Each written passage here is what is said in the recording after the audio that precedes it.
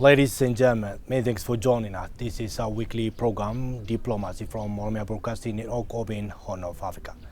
I'm Mulkaban the Mumbai hosting the program for you. We'd like to wish you to have a beautiful stay with our program till the end. My guest today is Ambassador Marqos Tekle, Ethiopia's ambassador to Egypt and Libya. Ambassador Marqos Tekle, thank you very much for joining me, and it's a great pleasure to have you here. Thank you. It's my pleasure to join you, and thank you for having me. First of all, to begin with, who is Dr. Marqos Tekle? As you say, I'm a diplomat, so I spent over 10 years in diplomacy from Japan. I was ambassador there for 5 years. Then when I came back, since I was a teacher, university professor, so I continue contributing on the Diplomatic Academy as a trainer and the head of the Diplomatic Academy. So briefly also I have had served as the State Minister for Political Affairs. So now I'm ambassador of Ethiopia to Egypt, of course, and Libya in Cairo. So I've just started my task there. So I presented a copy of my credentials, and I'm just now on the planning level to do that job. And partly also, when I was the State Minister, I've initiated actually the foreign policy reviewing process, which many academicians and senior diplomats participated, and which now we have finalized the document, and it's ready to be submitted to the Council of Ministers for further approval. Well, Ambassador, coming to the new foreign policy of the Ministry of Foreign Affairs of Ethiopia, why the new foreign policy is needed for Ethiopia? We call it foreign relation or foreign policy, just to put it simply. One of the nature of foreign policy is it's dynamic. Basically, foreign policy should be made continuously, not made once and stop. Therefore, the previous, we call now previous foreign policy, of course, needs to be improved and updated to fulfill the demand of the time. Therefore, that is one of the main basic issues, that foreign policy must be dynamic. Second, there are a lot of changes at home, in the region as well as abroad. So those changes should be again analyzed and captured in the policy.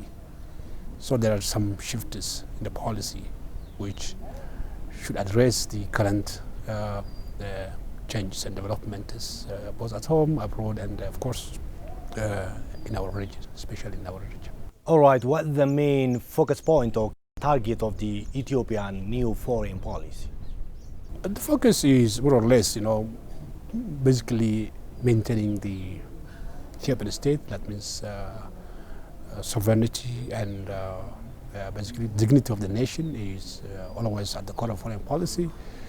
Then, of course, the Ethiopian government's policy of ensuring prosperity and achieving economic development, also one of the focus. Therefore, to summarize, one is just national pride as well as economic development, or just achieving prosperity. So that is the main focus. Still, that focus is there, but how that focus to be achieved? How the diplomacy should entertain to achieve those key interests of the nation. Therefore, we have a bit expanded the focus, because now Ethiopian role in the region and across the continent is growing.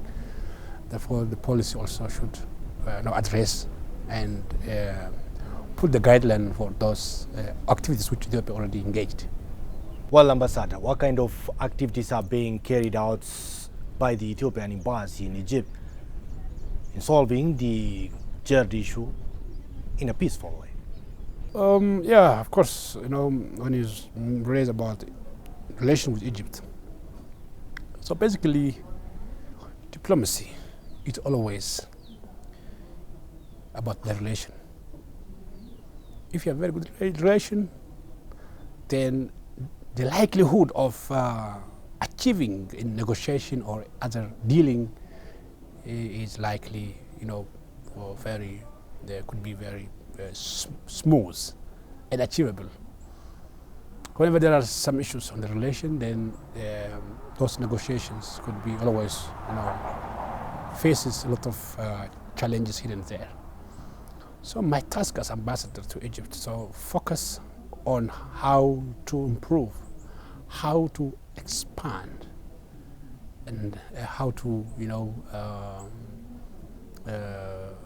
smoothen our diplomatic relation. Therefore, I focus on understanding the Egyptian society, the Egyptian system, and I focus on also speaking and actually I cannot say in other ways, rather transparently communicating about Ethiopia, about Ethiopia's intention, that Ethiopia has no intention to cause appreciable harms on the Egyptian, interest or in Egyptian,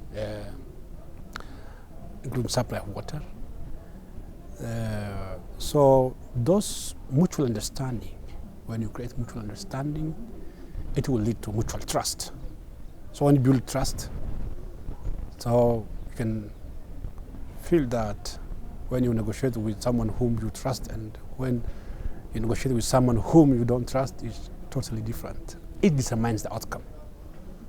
That's what I'm going to do, and that's what I'm hoping. There are some sort of misperceptions in both cases. Our perception of Egypt also must be changed. We have to understand, why. Of course, some Egyptian media and activists behave the way they do, and vice versa in Ethiopia as well. So we should understand and create more transparent level of communication about our intention, basically. So that's, diplomacy must serve that. So create more, friendly atmosphere and environment between these two nations. Well, coming to the Ethiopian citizens living in Egypt, what kind of activities are being underway in order to protect the right of the citizens, Ethiopian citizens living over there? Basically, I will try to reach both in the government and in the community, media, so that, I can get more audiences in Egyptian community society, so that, one, to understand, and the other is to communicate about Ethiopian interests and issues. So I have now working on it, and this everything also part of it as well, because here, Renaissance Dam, GERD, and of course Egypt is at the core of those activities. Ambassador, thank you very much for your time and kindness to have such a beautiful interview. That's all I have for now. Thank you very much for joining me. Thank you so much. Ladies and gentlemen, this will bring us to the end of this edition. I'm Marqos hosting the program for you. Have a beautiful weekend.